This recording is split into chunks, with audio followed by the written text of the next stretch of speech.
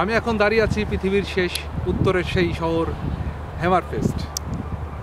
চমৎকার এই পাহাড় এবং সমুদ্রে ঘেরা এই শহরটি। মাত্র 10,000 লোকের বসবাস এই শহরে। এই শহরটিতেই থেকে আজ থেকে 100 বছর আগে এখান থেকে মানুষ চলে যেত উত্তর মেরুতে।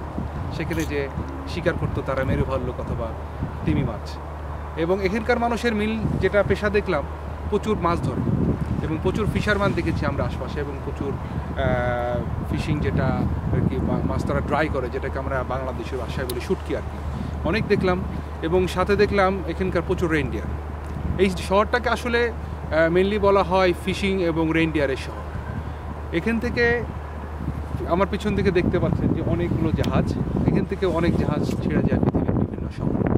এই পৃথিবীর শেষ শহর উত্তরের শেষ শহর হওয়া সত্ত্বেও এখানকার যে মানুষজনগুলি আর কি, এবং তারা পৃথিবী থেকে হয়তো অনেক দূরে থাকে, হয়তো এখান থেকে কোথাও যাওয়া খুব সমস্যা, যেহেতু এটা মেনলি অনেক নর্থের দিকে, কিন্তু তারপরে এখানকার মানুষগুলো অত্যন্ত খুব সোশ্যাল এবং চমৎকার মনের। আমরা অনেকের সাথে কথা বললাম।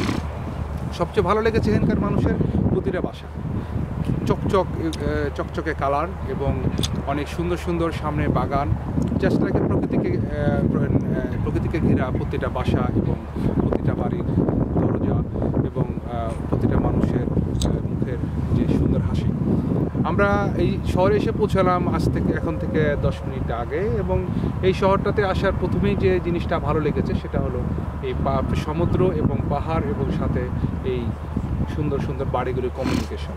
এটা নরওয়ের আমরা যতগুলো পথ পাড়ি দিলাম, এটা আমার চোখে সবচেয়ে সুন্দর সিটি। এবং এই সিটিতে আমরা থাকবো হয়তো বা আরও কিছুক্ষণ, এবং এখান থেকে আমরা চলে যাব নরওয়ের নেক্সট সিটি, নাম হলো ট্রমসোতে যাওয়ার পরে তারপরে আমরা আবার চলে যাব নার্ভিক। কিন্তু ততক্ষণ পর্যন্ত আপনারা আমাদের সাথে থাকেন এবং সাথে থাকুন একাত্তরে। ধন্যবাদ।